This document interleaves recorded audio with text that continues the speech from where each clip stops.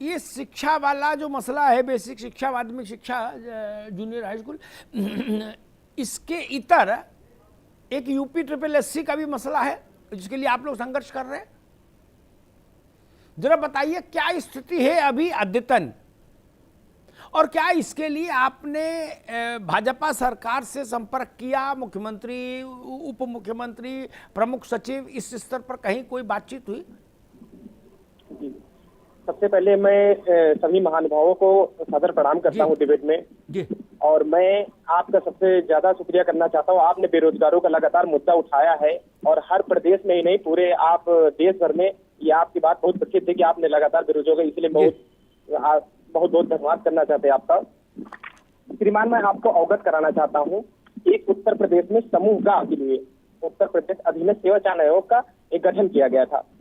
इसके अध्यक्ष और सदस्य भी कई सारे होते हैं।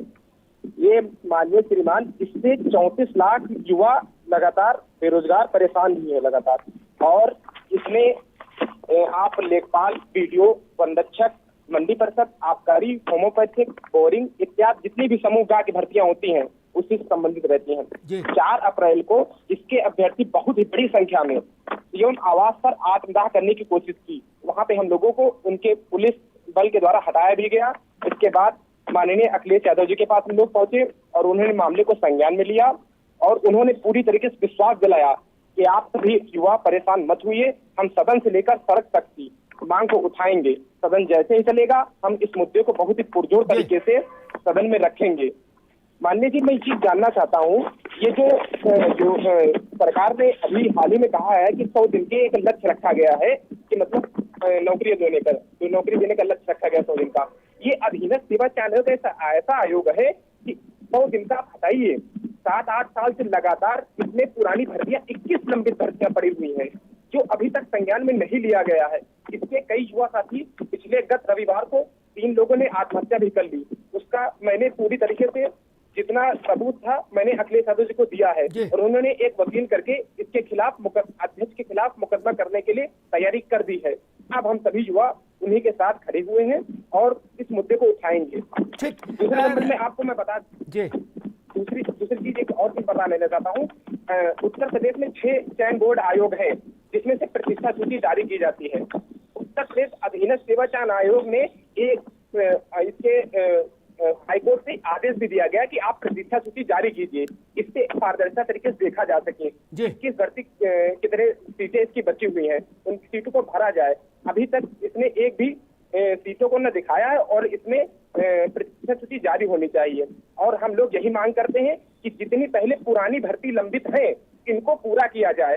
सरकार या लेखपाल और एएनएम का नए विज्ञापन पद भरने के लिए ये अपना खजाना भर रहे हैं। सबसे बड़ी बात ये है, हम लोग मांग बस यही करते हैं कि जितनी पुरानी भर्तियां हैं सन 2016 से लेकर सन 2019 तक की, इनको पूरा किया जाए। इनको बहुत पीछे कर रहा। ठीक है, रुकना होगा। अनुभव, ठीक बात कही आपने। ये राघवेंद्र जी, यही बात मैं बार बार कह रहा हूं जी, नौजवान कह रहे हैं बहुत ज्यादा पेंडेंसी अच्छी नहीं। 2013, 14, 15, 16 की भर्ती अटकी है ट्रिपल एससी में, यूपी ट्रिपल एससी में, और आज तक की। आखिर कहीं तो कुछ व्यवस्था बनानी पड़ेगी, कहीं तो लाठी हाथ में लेनी पड़ेगी। वैसा वाला बुलडोजर नहीं, लेकिन एक दूसरे ढंग का बुलडोजर तो यहां भी लगाना पड़ेगा ना, उनके नहीं। राघवेंद्र जी नहीं, बिल्कुल सही कह रहे हैं। हमारी सरकार ईमानदारी से हर क्षेत्र में काम कर रही है और विभागों को आदेशित भी कर दिया गया। और आपको ही पता है 100 दिन का टास्क दिया गया है। उस विषय को लेकर के पूर्व में जो भी नियुक्तियां किन्हीं कारणों से रुकी पड़ी हैं उन पर कानूनी राय लेकर के निश्चित रूप से जो बाधाएं हैं उनको समाप्त किया जाएगा और जो भी छोटी मोटी समस्याएं हैं नौकरी के क्षेत्र में उनको दूर करके वो नियुक्ति पत्र दे दिए जाएंगे। हमारी सरकार राघवेंद्र जी छोटी मोटी नहीं है, राघवेंद्र जी छोटी मोटी नहीं, मोटी मोटी समस्याएं हैं। छोटी तो कोई है ही नहीं यूपी में समस्या, जो है वो जान का बवाल है। आएंगे आपके पास। मैं अभिषेक के पास चलता हूं। यही सुझाव मैंने अखिलेश जी के टाइम में दिया जब वो चीफ मिनिस्टर थे, यही सुझाव योगी जी के पहले कार्यकाल में दिया मैंने खुद जाकर, और यही सुझाव दूसरे कार्यकाल में भी महाराज जी को दिया। अब पता नहीं सुनवाई क्यों नहीं करते, क्या समस्या है सब लोगों को। मैंने कहा था, अभिषेक वाजपेयी आप सुन लीजिए, आपके यहाँ भी थोड़ा जुम्बिश आई है कि जी सारे बच्चों को बुलाओ और फिर ज्ञापन लो। जब हुकूमत में थे तब मैंने कहा था, गाल मत बजाइए कोई कि जी इसको निर्देशित कर दिया, जी उसको निर्देशित कर दिया, इसको टेलीफोन कर दिया, उसको चिट्ठी लिख दी, ये सब नहीं ना।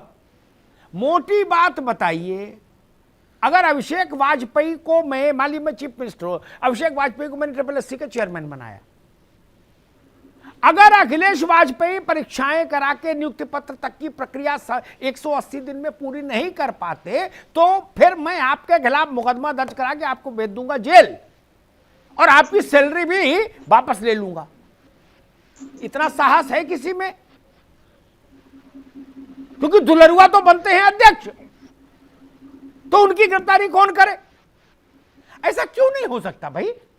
क्या ये राष्ट्रद्रोह नहीं है? क्या ये जमीन कब्जा करने से छोटा अपराध है? अगर जमीन कब्जा करने पर 100-200 स्क्वायर फीट जमीन कब्जा करने पर NSA लग सकता है, तो इसमें क्यों नहीं लग सकता जो अध्यक्ष है, जो सचिव है अभिषेक वाजपेयी? नहीं अमिताभ जी, मैं बिल्कुल आपकी बात से बिल्कुल सहमत हूं कि आपने पूर्व में सुझाव दिया था और कहीं ना कहीं चीजों को पूरी नहीं कर पाए।